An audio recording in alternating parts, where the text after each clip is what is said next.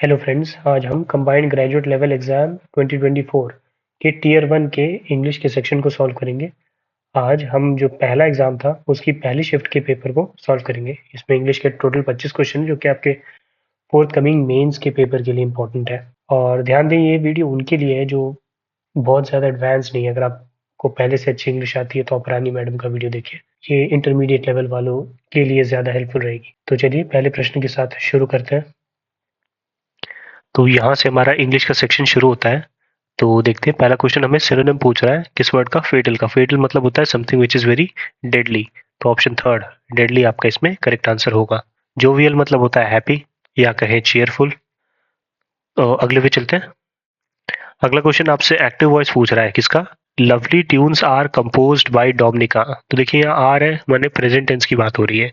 तो डोमिनिका यहाँ पे कंपोज्ड है तो इसको हम लोग कर देंगे कंपोजेस। और फिर लवली ट्यून्स, ये आपको ऑप्शन नंबर थर्ड में मिलेगा। Dominica composes lovely tunes. Active passive के लिए हमेशा टेंस पकड़ना सबसे इंपॉर्टेंट होता है। तो ऑप्शन थर्ड इसका करेक्ट आंसर है। अगले पे चलते हैं। अगला क्वेश्चन आपसे अंडरलाइन वर्ड का ऑपोजिट माने एंटोनिम पूछ रहा है। तो यहाँ पे लिखा हुआ है वाउच। वाउच मतलब होता है टू सर्टिफाई या टू गारंटी समथिंग। गारंटी की स्पेलिंग भी देख लीजिएगा। The explosive used is of my own formulation and I can vouch for its efficiency. मतलब इस सेंटेंस में ये कह रहा है कि जो एक्सप्लोजिव इस्तेमाल किया गया है वो मेरा खुद का फॉर्मुलेशन था और मैं उसकी एफिशिएंसी के ऊपर सर्टिफाई कर सकता हूँ कि वो एक प्रबल एक्सप्लोजिव रहा होगा, ये कह रहा है। तो इसका ऑपोजिट वर्ड क्या हो पाएगा? इनवैलिडेट। मतलब आप उसको सर्टिफाई नहीं कर पा रहे, वैलिडेट नहीं कर पा रहे। बाकी तीनों ही इसके सिनोनिम से हैं, मेंटेन, विटनेस और सर्टिफाई। तो ऑप्शन फर्स्ट हमारा इसमें करेक्ट आंसर था। इसके बाद एरर पहचानने को कह रहा है। तो अगर आप इसमें देखें, mister Abhilash and his family have received no informations. देखिए यहाँ इन्फॉर्मेशंस में एस नहीं होगा, अबाउट द इंसिडेंट, तो यही गलती है।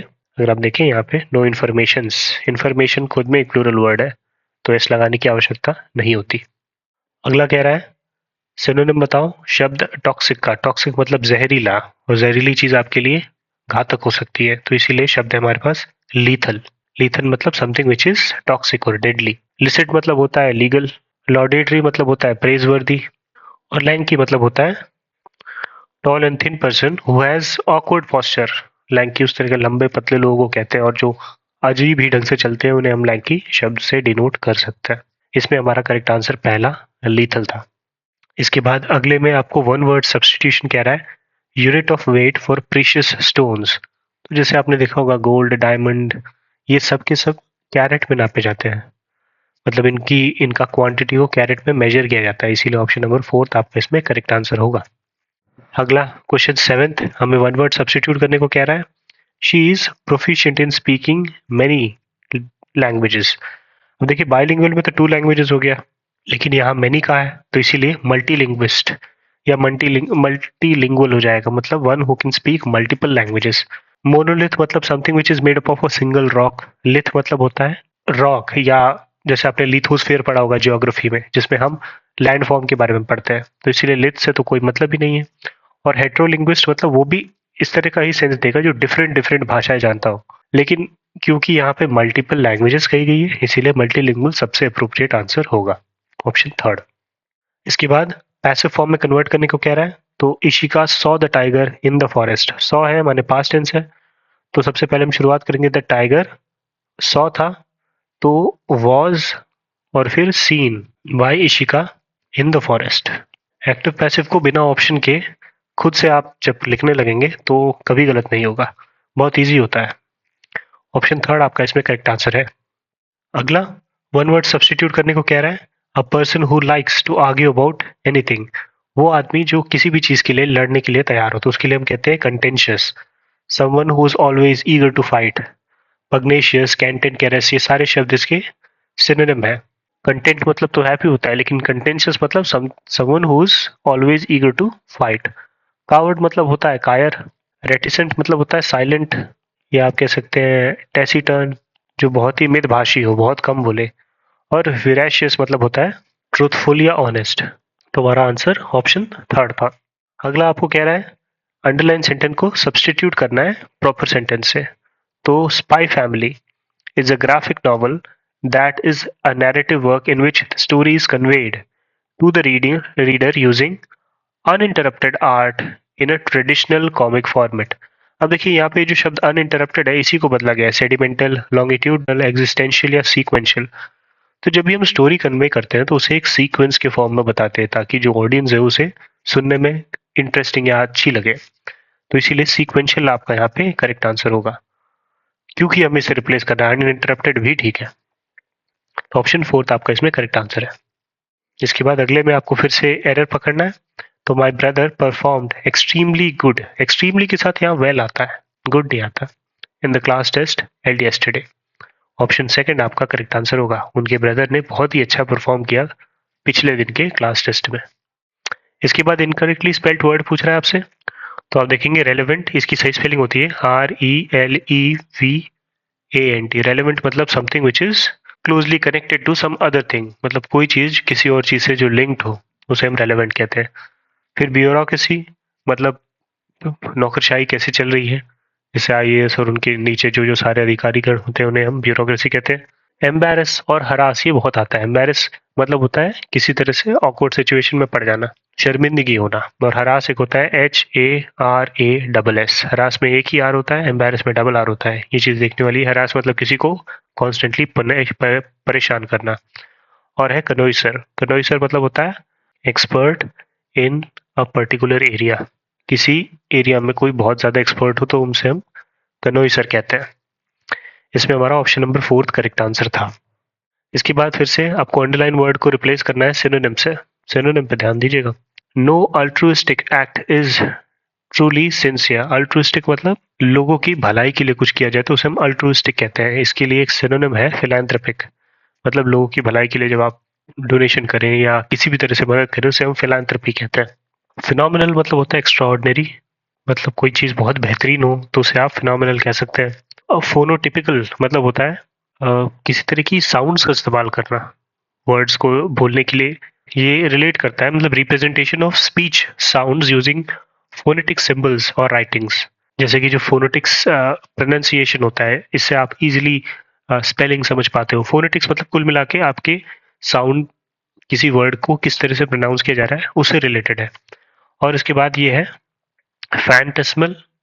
इसका मतलब होता है फैंटम से रिलेटेड कोई चीज हो, मतलब या तो गोस्टली हो, या आप कह सकते हैं अनरियल हो, या कह सकते हैं इल्यूजनरी है। तो ऑप्शन 3 हमारा इसमें करेक्ट आंसर था। अगला वर्ड आपसे सिनोनिम पूछ रहा है शब्द इनंडो का।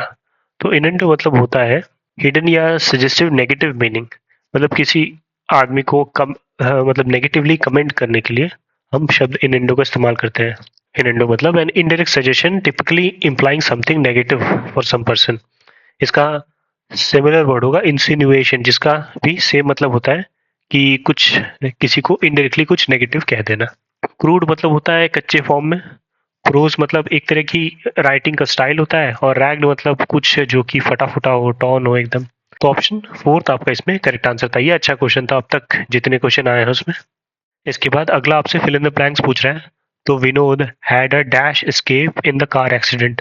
एक मुहावरा है बाल बाल बचना, जिसे कि हम इंग्लिश में कहते हैं नैरो एस्केप। तो नैरो आपका इसमें करेक्ट आंसर हो जाएगा। विनोद बस बाल बाल बचा है कार एक्सीडेंट से, इसका ये मतलब है। ऑप्शन 3 आपका इसमें करेक्ट आंसर है। अगला आपसे वन वर्ड सब्स्टिट्यूशन पूछ रहा है। A short interesting story about a real person और इवेंट को हम कहते हैं एनेक्डोट, मतलब किसी पर्सन या किसी इवेंट के बारे में जो पूरी छोटी सी एक स्टोरी होती है उसको हम एनेक्डोट कहते हैं। नैरेटिव मतलब किसी चीज को किस तरह से आप बता रहे हो, किस तरह से किसी को समझा रहे हो, उसे हम नैरेटिव कहते हैं। पोम एक तरह का राइम के फॉर्म में लिटरेचर होता है, और स्केच ड्राइंग को कहते हैं। तो ऑप्शन फर्स्ट आपका इसमें करेक्ट आंसर है।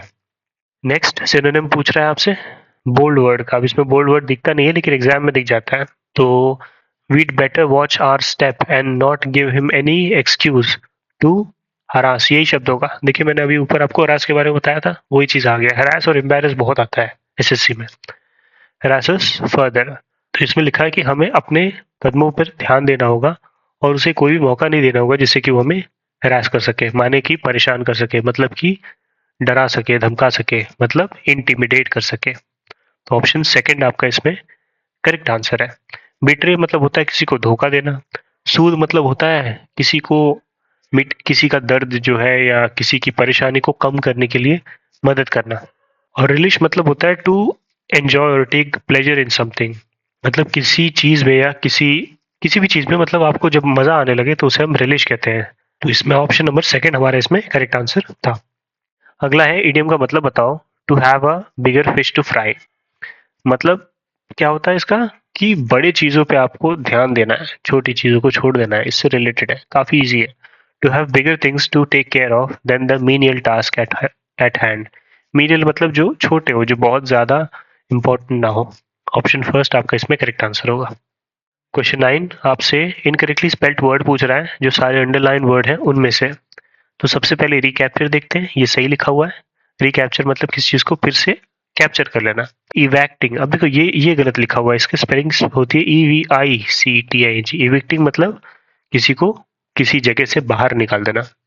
After the recapture of Tooling and the adjacent features, evicting the enemy from this well fortified position became a priority। मतलब एनिमी को वेल फोर्टिफाइड पोजीशन मतलब कहीं वो किसी जगह छुपे हुए थे वहां से बाहर निकालना सबसे इंपॉर्टेंट काम हो गया था। तो ऑप्शन बी हमारा इसमें करेक्ट आंसर होगा, इविक्टिंग माने बाहर निकाल देना। क्वेश्चन 20 कह रहा है अंडरलाइन जो है, अंडरलाइन सेंटेंस को सब्सटीट्यूट करो। She has been studying for 2 o'clock। अब देखिए फॉर नहीं, यहाँ सिंस होगा, क्योंकि यहाँ पे एक पर्टिकुलर पॉइंट ऑफ टाइम बता दिया ना। अब वही कहा होता फॉर 2 hours, तब ठीक था, लेकिन अगर 2 o'clock है तो यहाँ सिंस होगा। Option second. फॉर और सिंस अक्सर आता है एग्जाम में, तो इस पे भी खासा ध्यान दीजिए, इसमें कंफ्यूजन बिल्कुल नहीं होनी चाहिए। अब आ जाते हैं हम पैसेज पे, और इस पैसेज में भी अगर आप ध्यान देंगे तो यहाँ पे, तो अगर आप इसमें इस पैसेज में देखेंगे यहाँ पे आपको therefore, furthermore, moreover और हाउ एवर, मतलब इन सब के मतलब आपको पता होना चाहिए। कुल मिला के ये पैसेज आपसे ये जानना चाहता है। देयर फोर जो होता है वो हम मोस्टली एंडिंग में यूज करते हैं, जब हम पूरी कहानी बता देते हैं तो लास्ट में कंक्लूजन के फॉर्म में देयर फोर का इस्तेमाल किया जाता है। फर्दर मोर आपकी जो अभी करंट पॉइंट है उसको और एनहेंस करने के लिए इसका इस्तेमाल किया जाता है। फर्दर मोर और मोर ओवर मोस्टली दोनों का सेम ही मीनिंग है, लेकिन ये ज्यादा फॉर्मल है फर्दर मोर। इसी तरह हाउएवर एक होता है और एक नेवरदलेस होता है, इन दोनों का भी सेम ही मतलब होता है। ये कंट्रास्ट मतलब कि ऐसा हो रहा है लेकिन ऐसा होना चाहिए था, ये कंट्रास्टिंग जब शब्द आते हैं तब आप हाउएवर या नेवरदलेस का इस्तेमाल करते हैं। लेकिन वही जैसे कि अभी हमने फर्दर मोर और मोर ओवर पे पढ़ा, नेवरदलेस जो होता है वो प्रीवियस चीजों को ओवरकम कर लेता है, मतलब थोड़ा बेहतर अगर कंट्रास्ट आए तो नेवरदलेस का इस्तेमाल करते हैं। वैसे जनरली ये दोनों साथ में होते भी नहीं है, ताकि आपको कंफ्यूजन ना रहे। हाउएवर रहेगा तो नेवरदलेस नहीं रहेगा, या नेवरदलेस रहेगा तो हाउएवर नहीं रहेगा, जिससे कि कंफ्यूजन कम रहे। तो चलिए हम पैसेज पढ़ते हैं। सबसे पहले यह लिखा है, there is a saying that coming events cast their shadows before. मतलब एक सेइंग है, एक तरह की कहावत है कि जो भी इवेंट आने वाले होते हैं उससे पहले उसकी शैडो आ जाती है, मतलब उसकी कुछ कुछ आपको फीलिंग आने लगती है कि ऐसा कुछ होने वाला है। Dash it is not universally true. देखिए अब ये कॉन्ट्रास्ट कर रहा है, इसीलिए हमारे पास हाउएवर। कंट्रास्ट मतलब पहले इसने कहा कि ऐसी बात है कि जब भी कुछ होने वाला होता है उससे पहले कुछ उसकी शैडो आ जाती है, उससे पहले उसकी झलक लगने लगती है, कुछ फीलिंग आने लगती है। लेकिन अगली लाइन में इसने कहा ये सच नहीं है, तो हाउएवर यहाँ पे सबसे अप्रोप्रिएट होगा, जैसा कि मैंने अभी आपको नीचे बताया उनमें से। It is not universally true, तो ऑप्शन फोर्थ आपका इसमें करेक्ट आंसर था। अब आगे बढ़ते हैं अगले में। Something can happen with in a second and one may not dash it. अब यहाँ पे कह रहा है कि कुछ विद इन सेकेंड्स हो सकता है, और आपको जैसे अभी ऊपर वाली लाइन में लिखा था कि अगर कुछ होने वाला होता है तो उसकी शैडो मैंने उसकी उसका आपको पहले से अंदाजा हो जाता है, you can four see it. तो यहाँ पे देखिए फोर सी शब्द का इस्तेमाल किया गया है, मतलब आप आगे की चीज फील कर पाते हो। लेकिन यहाँ क्या कह रहा है, something can happen with in a second and one में नॉट फोर सी इट, मतलब आपको उसका बारे में पता भी नहीं चलेगा और कुछ भी हो जाता है। ऑप्शन सेकंड आपका इसमें करेक्ट आंसर है। लीगलाइज मतलब समथिंग जिसको कि आप लीगल बना दो, बाय लॉ बना लो। इफेक्ट मतलब किसी तरह का असर होना। और रिसेंट मतलब होता है ऑफिशियली किसी चीज को रिवोक या कैंसिल कर देना।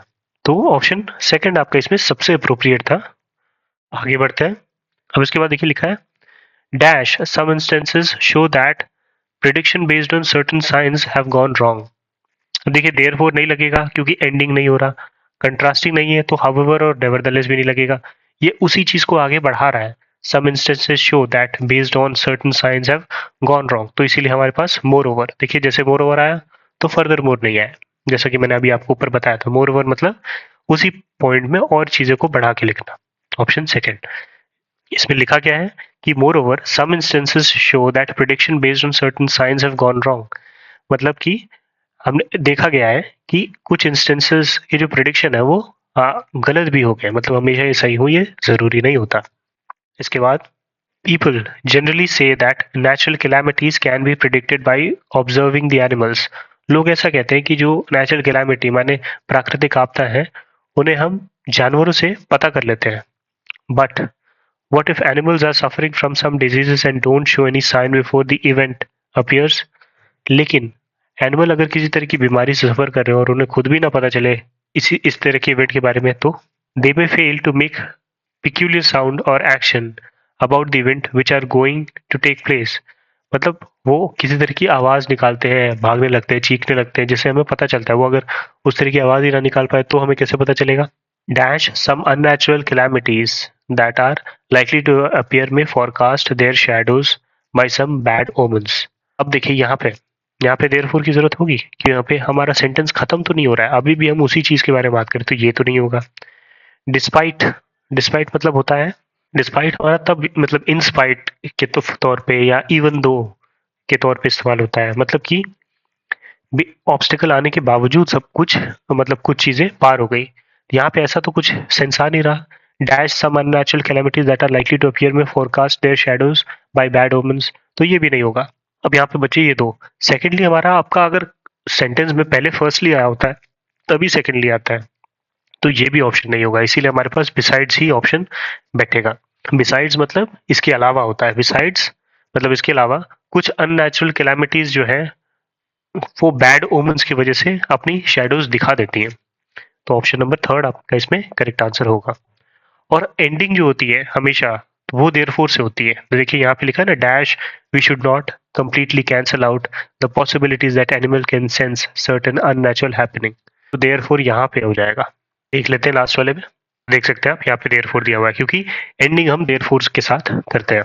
Therefore we should not completely cancel out the possibility that animals can sense certain unnatural happening, इसीलिए हम इस बात को पूरी तरह नकार नहीं सकते कि एनिमल्स को पहले से पता चल जाता है जब कोई चीज कोई अननेचुरल चीज होने वाली होती है। ऑप्शन फर्स्ट आपका इसमें करेक्ट आंसर था। इस क्वेश्चन पेपर में दो ही क्वेश्चन ऐसे थे जिसमें आपको गलती के चांस थे, वरना ये 25 में 25 लाने वाला पेपर था। 25 में 25 नहीं 23 क्वेश्चन आप आराम से 100% एक्यूरेसी के साथ सही कर सकते थे क्योंकि ये इजी क्वेश्चन पेपर था। आगे हम बाकी सेट्स करेंगे तो पता चलेगा लेवल कैसे कैसे बढ़ा है। उम्मीद करता हूँ ये वीडियो आपके लिए हेल्पफुल रहा होगा। या आपके जितने भी आगे पेपर हैं एसएससी के और इलाहाबाद हाई कोर्ट के, उन सब में ही ये पेपर हेल्पफुल हो सकता है क्योंकि बहुत सारे इसमें क्वेश्चंस होते हैं और काफ़ी चीज़ें इंग्लिश में रिपीट करती है।